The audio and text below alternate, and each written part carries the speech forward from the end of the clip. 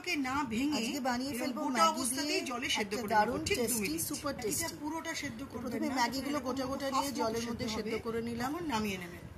জলের মধ্যে সেদ্ধ করে নেওয়ার পরে কড়াইয়ে তেল দিয়ে ফার্স্টে পেঁয়াজ দিতে হবে। পেঁয়াজটা মোটামুটি একটু ভাজা ভাজা যখন হয়ে যাবে তখন এটাতে রসুন কুচি, টমেটো কুচি আর কাঁচা লঙ্কা কুচি দিয়ে একটুখানি ভালো করে নেড়ে চেড়ে নেবো।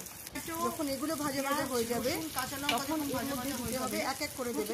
বিনসটা দেবো সবার আগে, কারণ বিনসটা খুব ঝুড়ো ঝুড়ো করে কাটা আছে, আর দেবো গাজর, কিন্তু ক্যাপসিকামটা এখন দেবো না, ক্যাপসিকামটা পরে দেবো। ভেজে নিতে হবে। ফার্স্টে আমি দিয়ে দিলাম বিনস, সেদ্ধ করবেন না, তাহলে টেস্ট গাজর, পাবেন না। এই পেঁয়াজের হয়ে আসবে তখন আর কাঁচা লঙ্কা রসুন দিতে হবে। দিয়ে আবার একটু ভালো ভালো করে ভেজে নেবো, নেড়ে চেড়ে নেবো।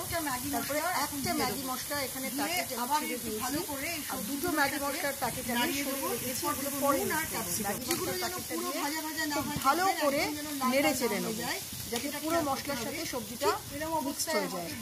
যখন এটা হয়ে যাবে এর পরের স্টেপ হচ্ছে আমি এখানে ক্যাপসিকামটা দিতে হবে, কারণ তখন আমি ক্যাপসিকামটা দিইনি, নরম হয়ে যাবে বলে ক্যাপসিকামটা পরে দিলাম।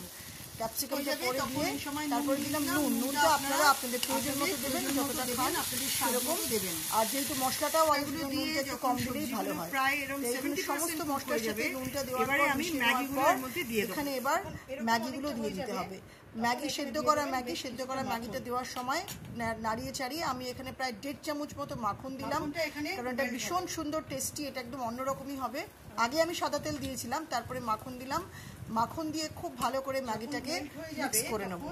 ম্যাগিটা দিয়ে যখন মাখনটা যখন পুরোটা মিক্স হয়ে যাবে তখন এখানে আমি বসিয়ে দেবেন 3খানা ডিম, যেহেতু আমরা বাড়িতে 3 জন আছি বলে 3টে ডিম দিলাম। ডিমটাকে কিন্তু ভেজে না, অমলেট করে না, কিচ্ছু করে না, গোটা গোটা ডিম এখানে দিয়ে দিতে হবে। এটাই খুব ফ্লেভার্ড হবে, মানে ডিমের যে সাদা অংশটা পুরোটাই গরম থাকবে, তো ম্যাগিটা তার সাথে পুরোটা হয়ে যাবে।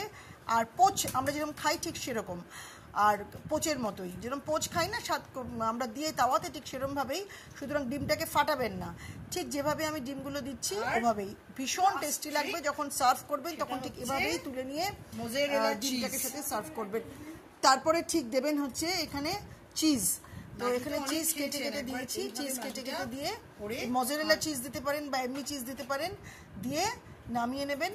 তারপরে সার্ভ করবেন একদম গরম গরম। আর নামাবেন যখন, তার আগে অবশ্যই করে বেশ কিছুটা ম্যাগি মশলা দিয়ে দেবেন।